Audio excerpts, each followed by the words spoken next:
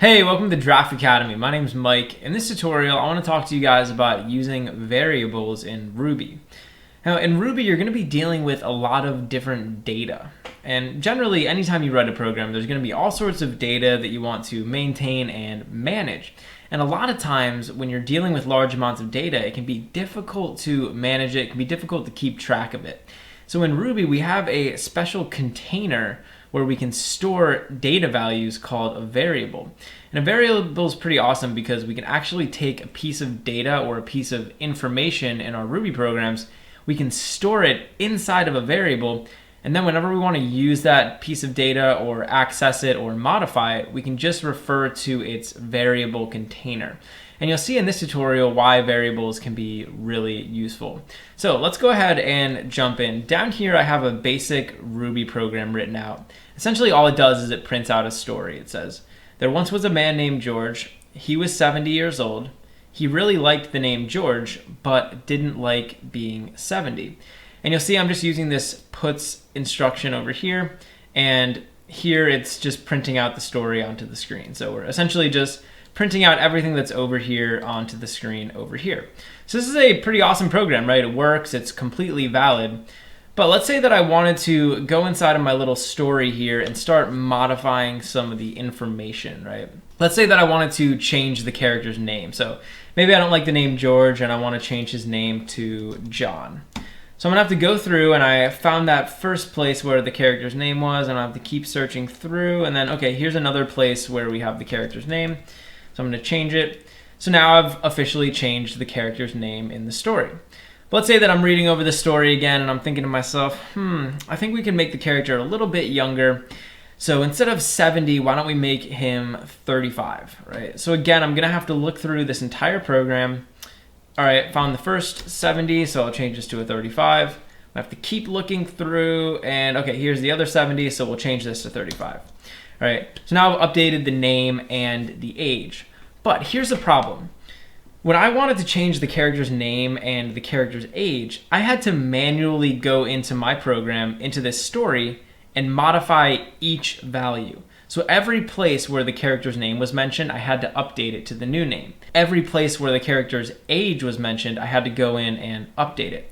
And this is kind of a problem, right? This is a situation where we have two pieces of data, the character's name and the character's age, and we're trying to keep track of that information, right? But imagine that instead of just having a story that was 4 lines, I had a story that was hundreds of lines long, right? And they mentioned the character's name, hundreds of times.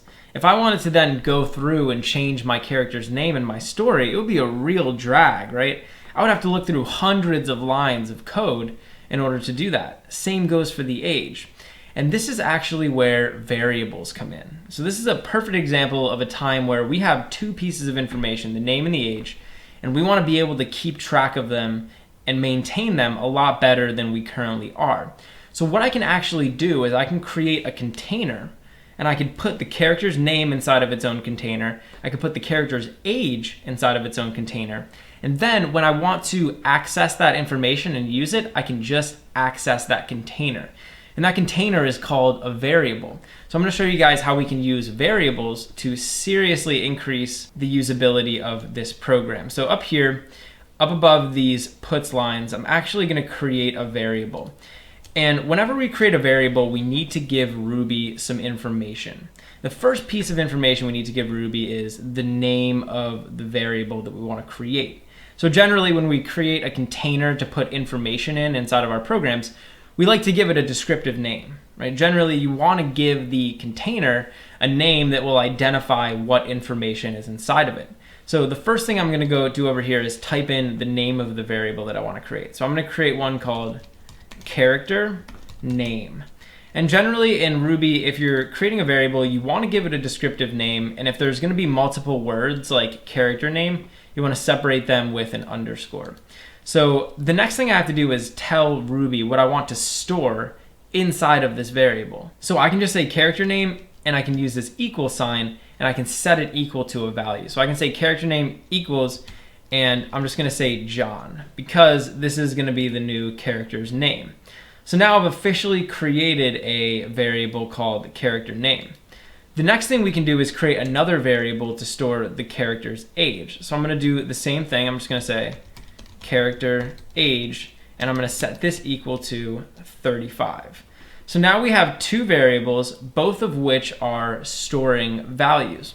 So down here in my program, what I can actually do, instead of just typing out the character's name like this, manually, I can actually just refer to the variable that is storing the character's name. So over here, instead of saying there once was a man named John, I can actually just get rid of this.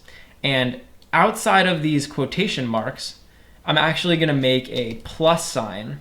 And now I'm going to type out the name of the variable that I want to put in here. So I'm just going to say character underscore name. Essentially what I'm doing is I'm saying I want to type out all of this text over here, plus I want to type out the value that's inside of the character's name. So I want to print out the value that's inside this character name variable. There's one more thing we have to do. Anytime you're using a string of text like this, and you're also using a variable name, you need to surround this whole thing with parentheses. So I'm going to put a parentheses over there, and I'm going to put a parentheses over here. And so now we'll actually be able to use this program. So let's go ahead and we're going to run this program. And now you'll see that over here it still says there once was a man named John. He was 35 years old, etc. But you'll notice that we didn't have to manually type out the word John. All we had to do was refer to the actual variable name, character name.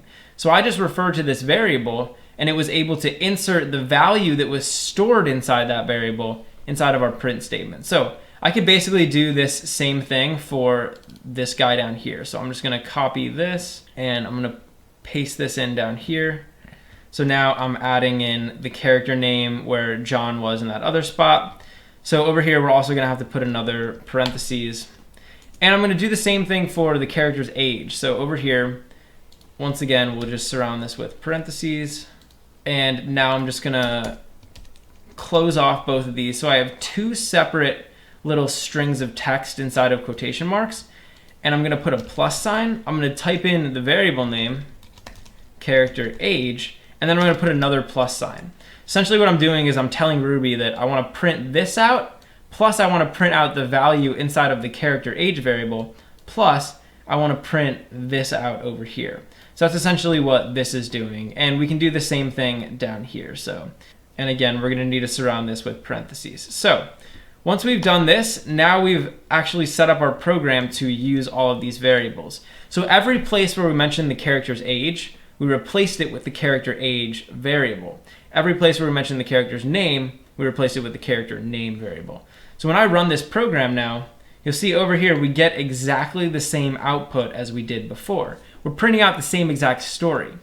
The only difference is now that we're using variables, our program is a lot better. So for example, if I wanted to change the character's name inside of my story, instead of having to go through and manually change it in every single spot where we mentioned it, I can actually come up here and just modify it. So I could change the character's name to Mike.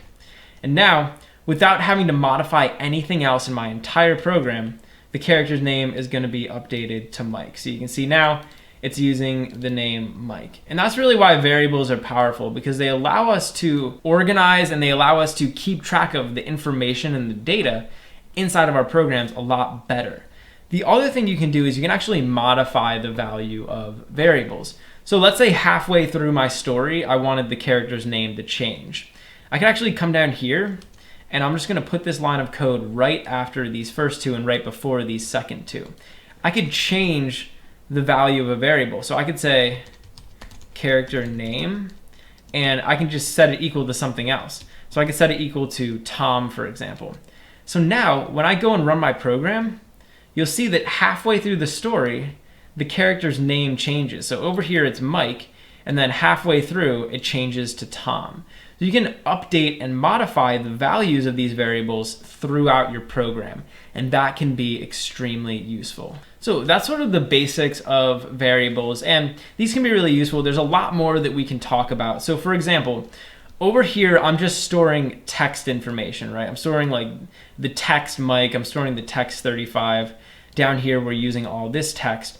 But in Ruby, we can actually represent and we can store a bunch of different types of data inside of our variables. And that's what I'm going to be talking about in the next tutorial. We're going to be talking about data types.